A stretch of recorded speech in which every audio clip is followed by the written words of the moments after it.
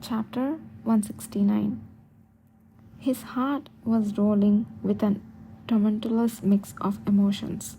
Relief that the event he had most dreaded from his past life didn't repeat itself, anxiety as he constantly calculated and waited whether manifesting as an omega with a scent was truly better than before, and fatigue from a body still running a slight fever.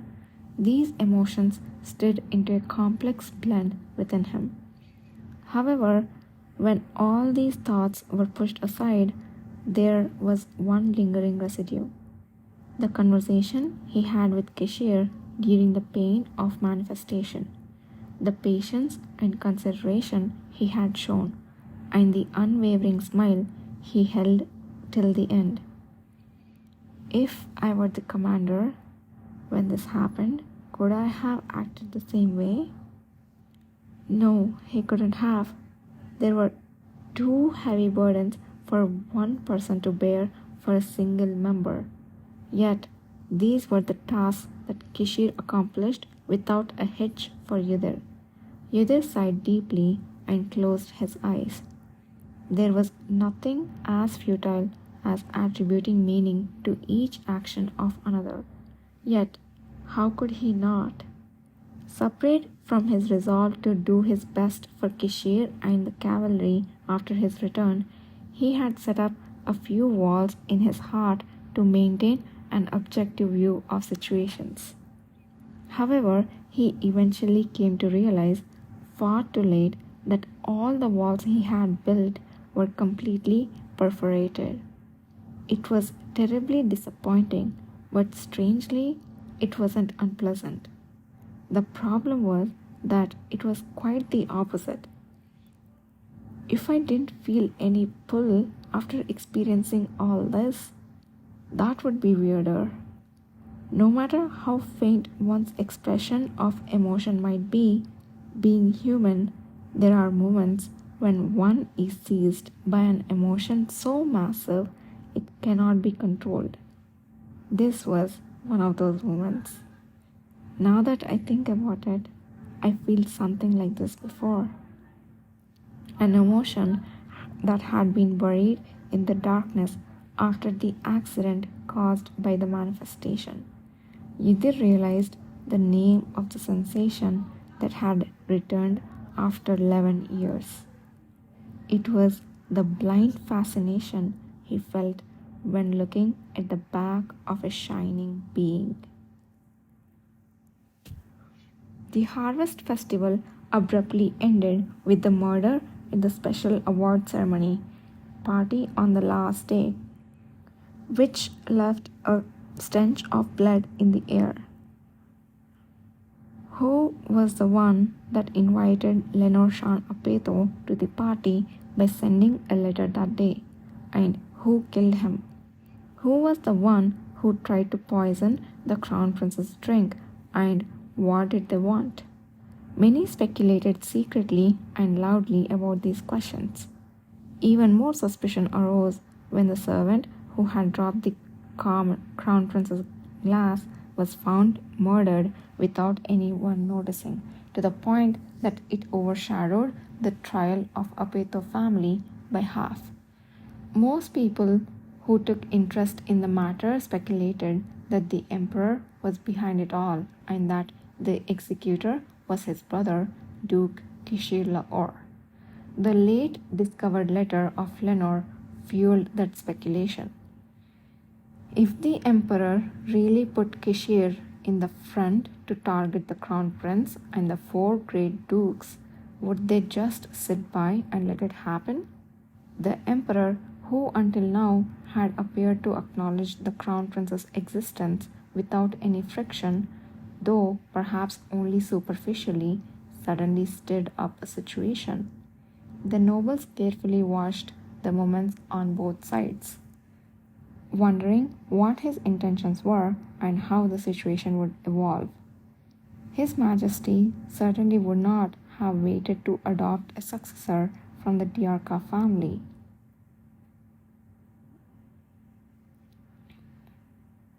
Weren't there many rumors of foul play from that family during the selection of the crown prince a few years ago. Although His Highness is still young and blameless, the Tiorca family had been too audacious recently. I have heard about it too. Rumor has it that the emperor would prefer to choose someone from the Herney ducal family, the empress's family. Wasn't the candidate put forth by them suddenly died after being confirmed? Was it only the candidate from the Herney family? Virtually all the other candidates who emerged at that time took a bad path. Even so, it's surprising. I wonder if His Majesty's health is finally improving. Within the temple, filled more with whispers of curiosity than voices of mourning for the deceased, the funeral of Lenore Shan Apeto was about to begin.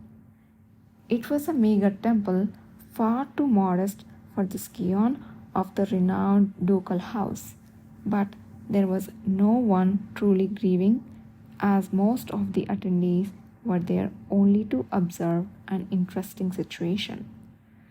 Lenore's father, Duke Apeto, refused to attend for the reason that he did not want to open the doors of his closed family due to such a disgraceful event, and only Lenore's elder brother, the first Prince Ashes, sat with the relaxed face of a leisurely winner, enjoying the attention of those who came to flatter him. Those observing them exchanged glances, hiding their mouths beneath their black veils, and made all sorts of speculation. Come to think of it, isn't the third son, his younger half-brother, not coming at all? It shouldn't be strange if he didn't come, since he was entrusted to Duke Paleta. It's a pity. I wanted to see his reaction and what he would say. That's quite something too. If it's true that Duke Paleta had caused trouble, the third son would be shaking hands with the one who pushed his own brother to a dead end, wouldn't he? That would make a great scandal. Then again, that might be what's noble about it. But when is the funeral supposed to start? It's already much later than when the coffin would have come at other times. The same thought arose in the minds of others at the question suddenly blurted out by someone who had been chattering for a while. Indeed, when was it supposed to start? Noon, wasn't it? Right. It's been a long time since already. It's ridiculous.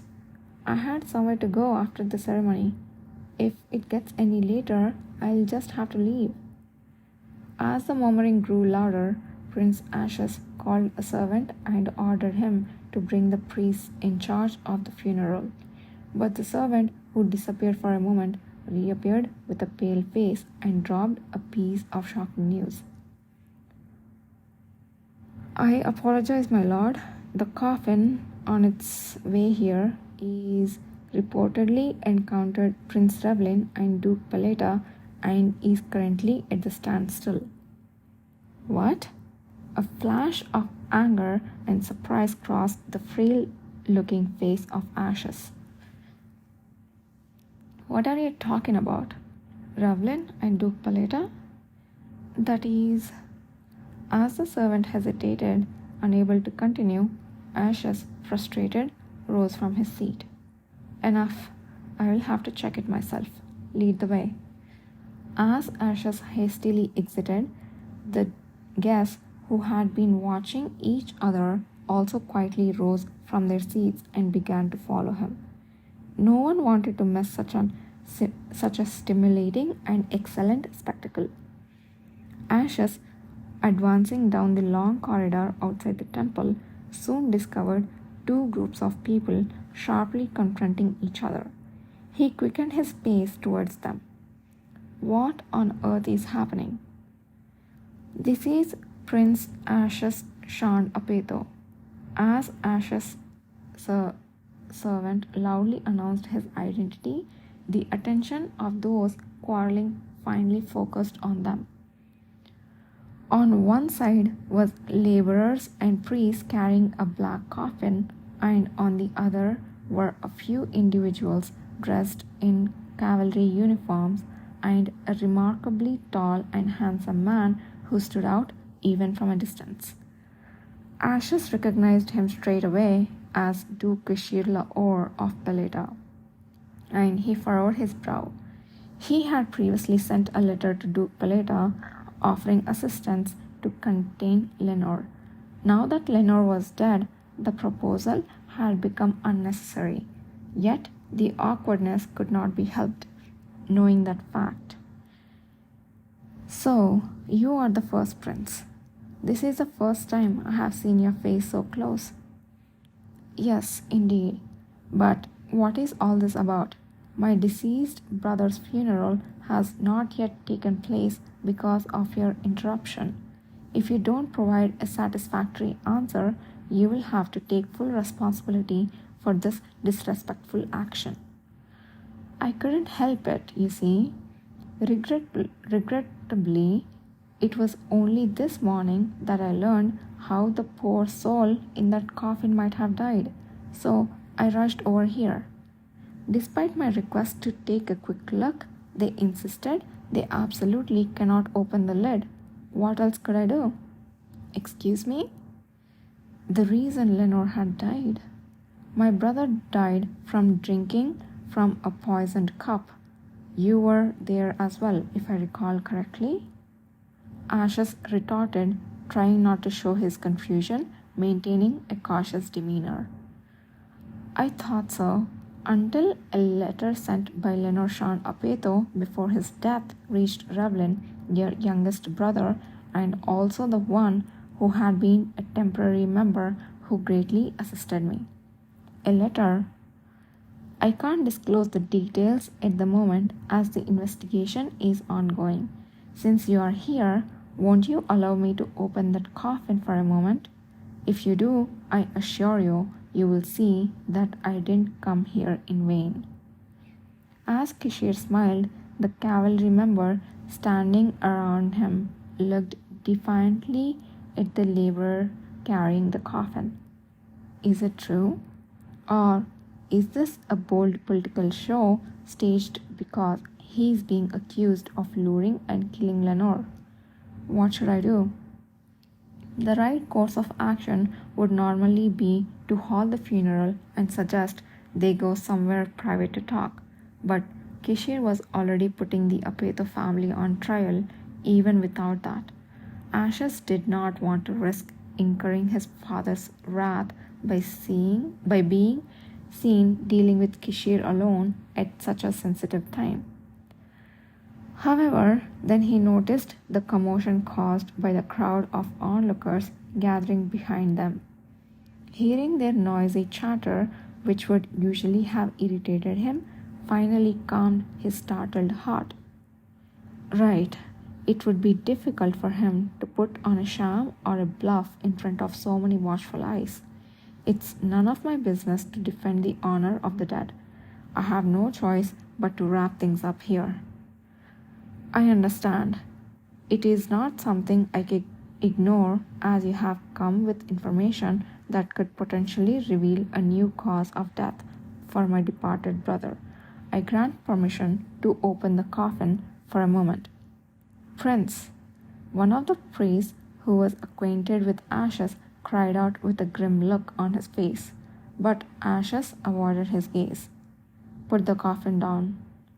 In the end, in the midst of temple, under the curious gazes of the crowd, the unprecedented event of a coffin being opened occurred.